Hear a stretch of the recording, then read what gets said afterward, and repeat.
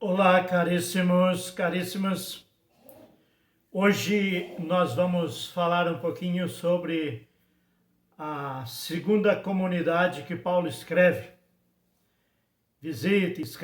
a comunidade de Corinto. E Paulo escreve duas cartas aos coríntios. E as duas são longas e as duas tratam de problemas seríssimos vividos em Corinto.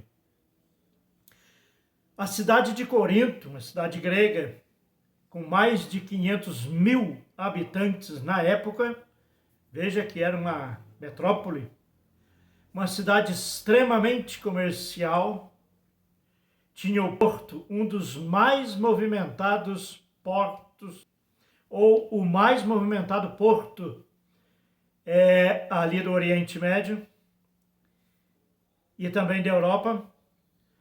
Paulo resolve fazer uma visita a Corinto, levar o evangelho a Corinto. Ele já conhecia Corinto, já sabia a fama de Corinto. Corinto era conhecida como cidade de lugar de vida fácil.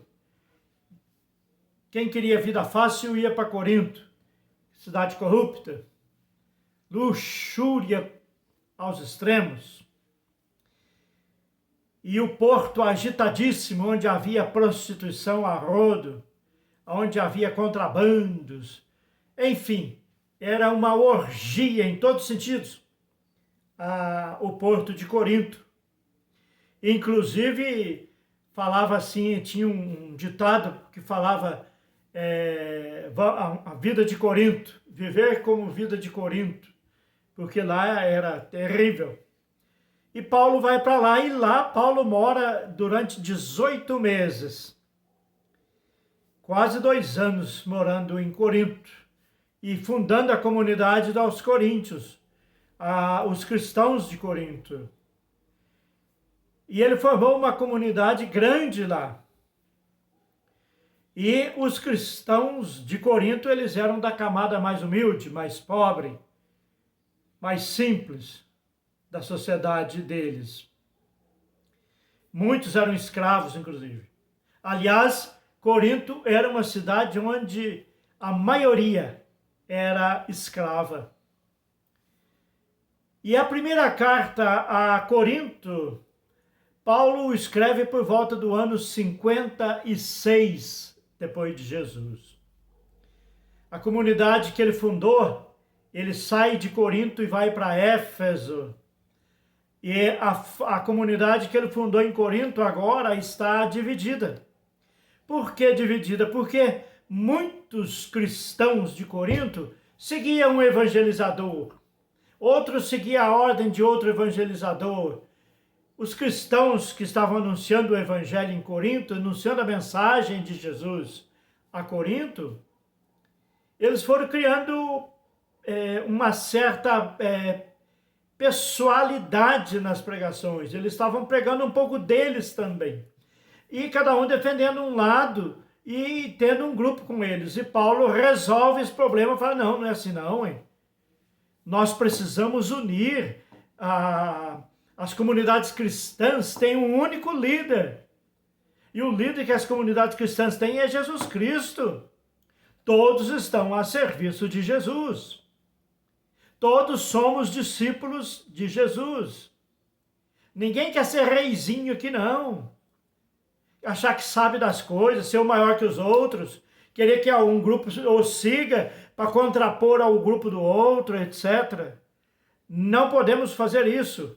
Essa é a leitura que Paulo manda para Corinto, na primeira carta aos Coríntios.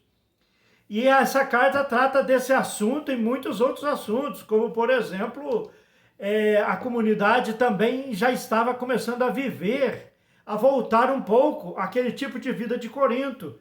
Vida banal, orgias, prostituições. E Paulo fala, não, o cristão, uma vez nós cristãos convertidos a Jesus Cristo, não dá para fazer isso. Aí não, assim não. E Paulo, então, ele vai questionar o seguimento aos pregadores e vai também trabalhar profundamente contra o incesto, que havia muito lá incesto, havia muito lá estupros, havia muita infidelidade, havia, assim, muita prostituição. E Paulo vai procurar novamente na carta fazer com que esses cristãos voltem à origem do que ele pregou lá e viveu com eles durante 18 meses. E Paulo também elabora a teologia do corpo. A ideia que nós temos cristã de que o nosso corpo é templo do Espírito Santo, essa ideia surge por causa desses problemas que Corinto estava vivendo. E Paulo vai defender uma teologia do corpo, que o corpo nosso é templo do Espírito Santo. Ele merece respeito, santidade, sanidade. O corpo precisa ser bem cuidado, precisa ser valorizado. É um dom que Deus nos deu, é um presente de Deus para vivermos aqui. O cuidado com o corpo, o zelo pelo corpo do outro, o respeito pelo corpo do outro, tudo isso Paulo vai trabalhar. E com isso ele vai dizer, olha, vocês estão deixando uma coisa fundamental, que é o amor. O verdadeiro amor. E o que vocês vivem aí não é amor. Vocês falam que vão viver um amor e transam com prostitutas, por exemplo. Isso não é amor. Isso é um gesto carnal. Isso não é amor. O amor é quando duas pessoas que se amam têm um relacionamento sexual sadio, saudável e de responsabilidade. Assim não é amor, não. Aí ele vai defender uma outra ideia, falando de amor, aí ele vai colocar tudo que ele entende de amor, Paulo, e manda para Coríntios. O amor é paciente, o amor é compreensivo, o amor é isso, o amor é aquilo, o amor é aquilo. E sem amor não somos nada. Podemos falar a língua dos anjos, podemos falar em línguas dentro da igreja, podemos falar em línguas fora da igreja, podemos fazer coisas maravilhosas, podemos fazer milagres, podemos ficar até famosos de ir muita gente nas nossas casas porque estamos fazendo coisas lindas. Se nós não tivermos amor, isso não vale nada. O amor é compreensivo, o amor é paciencioso, o amor é carinhoso, o amor é caridoso, né? Um pleonasmo. O amor é misericórdia, o amor é justiça, o amor é fraternidade, o amor é santidade. É o Coríntios 13. Paulo faz uma teologia do amor. E por fim, Paulo vai dizer que esse amor, ele é tudo na nossa vida. Sem amor, não somos nada. Clique no canal, dê um joinha, inscreva-se, sejamos humanos, amorosos e vivamos em paz.